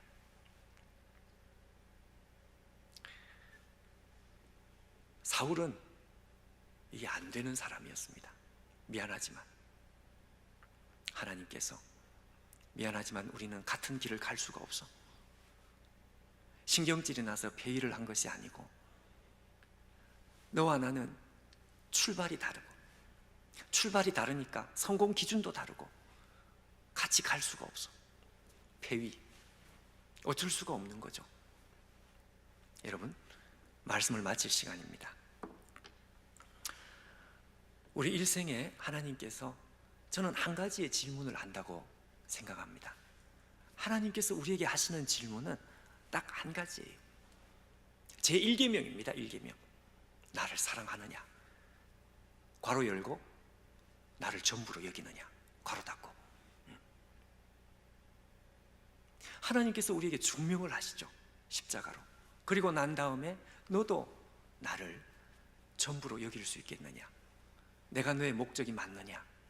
너의 인생의 기초가 뭐냐? 여러분, 우리 이 귀한 시간, 특별한 시간이죠. 온라인으로 함께 하시는 우리 모든 분들, 새벽에 잠자지 않고 눈을 비비고 일어나서 우리가 하나님 앞에 집중하는 이 시간, 우리가 일생일 때 중요한 질문, 하나님께서 우리에게 하시는 질문입니다. 너가 나의 전부냐? 내가 너의 전부냐? 내가 너의 전부냐? 내가 너의 목적이 맞느냐? 너의 인생의 기초가 뭐냐? 여러분, 우리가 하나님 앞에 이 대답을 하면서, 끊임없이 이 대답을 하면서 우리 인생을 마쳐야 될 것입니다. 여러분, 이 중요한 시간에 우리 하나님 앞에 이 대답을 하는 시간이 되면 좋겠습니다. 우리 같이 한번 기도하시겠습니다.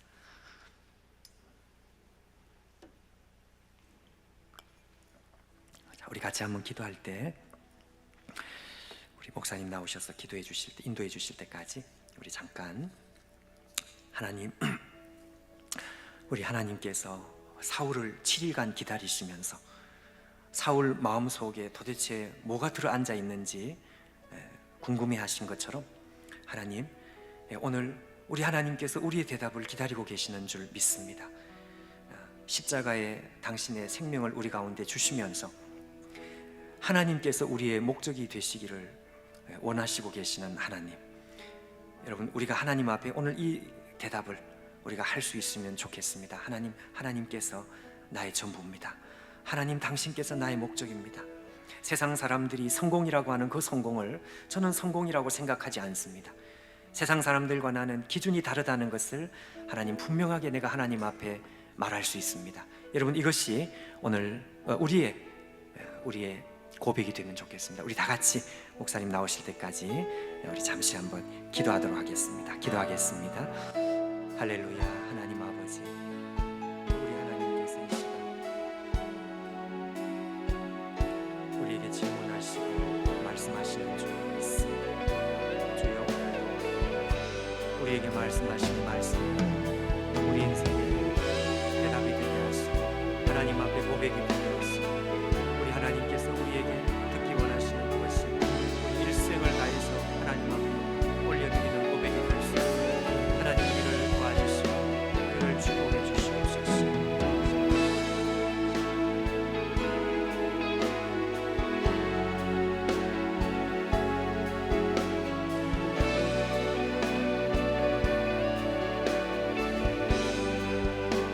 우리 이 시간에 같이 이 찬양 드리고 오늘 말씀을 생각하면서 기도했으면 좋겠어요. 오늘 목사님 통해서 우리 마음속에 하나님께서 너무 중요한 질문을 던져주셨습니다. 너무 중요한 질문이죠. 우리가 이 특세 때 다른 그 무엇보다 꼭 물어야 되고 또 우리가 들어야 되는, 답을 드려야 되는 중요한 질문입니다. 하나님께서는 우리에게 모든 것을 주셨는데, 당신의 아들을 주셨는데, 과연 우리의 목적은, 우리의 삶의 기초는 무엇인지 매 순간 물어야 되는, 매일 물어야 되는 너무나 중요한 말씀입니다. 우리 마음속에 깊이 새겼으면 좋겠어요. 우리 주여, 우린 연약합니다. 우린 오늘도 힘겨워합니다. 주 뜻 이루며 살기엔 부족합니다. 그러나 우리를 사랑하시는 그 사랑 은혜, 그리고 우리를 거룩하게 이끌어가시는 주님의 은혜, 우리가 바라보면서 다시 일어나서 그 목적을 향해 걸어갈 수 있어요. 우리 같이 찬양 드리겠습니다.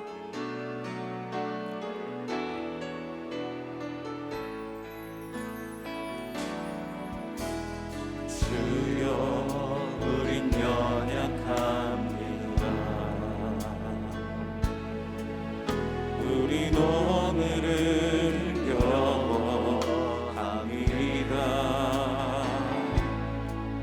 주 뜻 이루며 살기에 부족합니다.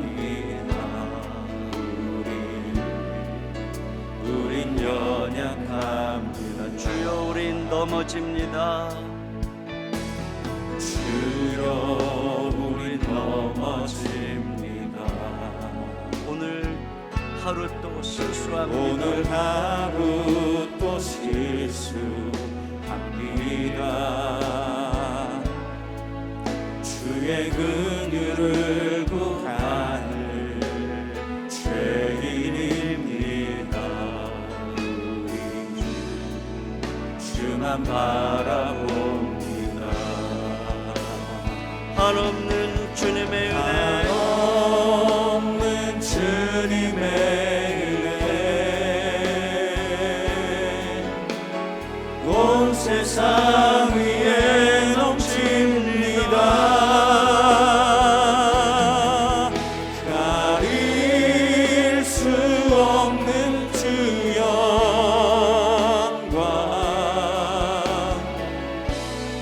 온 땅 위에 충만합니다.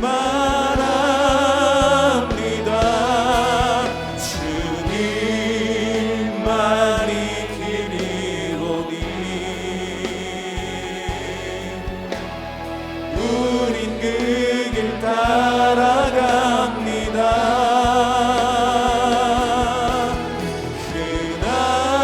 그날에 우린 이루지.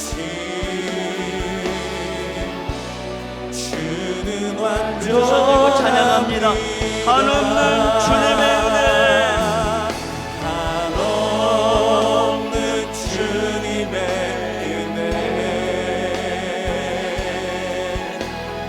온 세상 위에 넘칩니다. 가릴 수 없는 주 영광, 온 땅 위에 충만합니다.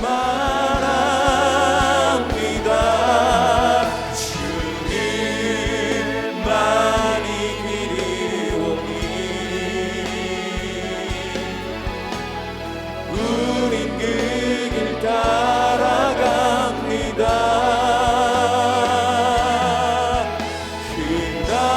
그날에 우린 이루지. 주는 완전합니다. 자, 오늘 우리 말씀을 정리해서 기도 제목 잠깐 보세요. 이 기도 제목을 읽으면서 오늘 말씀 마음에 새기고 우리 같이 기도하면서 또 오늘 한 날을 시작하는데, 자, 우리 말씀을 기억하면서 같이 한번 하나씩 기도 제목이 있습니다. 1번 시작. 이번 특세를 통해 내 인생의 기초를 돌아보게 하시고 오직 하나님을 인생의 진정한 목적으로 삼게 하소서. 두 번째, 하나님을 인생의 목적으로 삼은 우리는 인생의 성공 기준이 달라져 인간이 아닌 하나님 앞에서 승리자가 되게 하소서.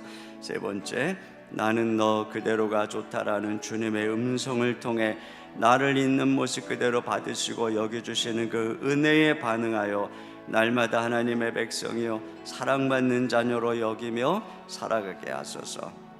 말씀 생각하며 주님께서 우리에게 던져주시는 질문, 이 질문 마음속에 기억하면서 우리 이 시간 주님 앞에 기도하고 또 여러분 마음속에 여러 가지 염려 고통 모든 것 우리 사랑하시는 주님 앞에 또 다 의탁하고 내려놓고 우리 기도하면서 오늘 한 날을 시작합니다. 우리 다 같이 한 목소리로 주님 앞에 기도합니다. 하나님 아버지 참으로 감사합니다. 주님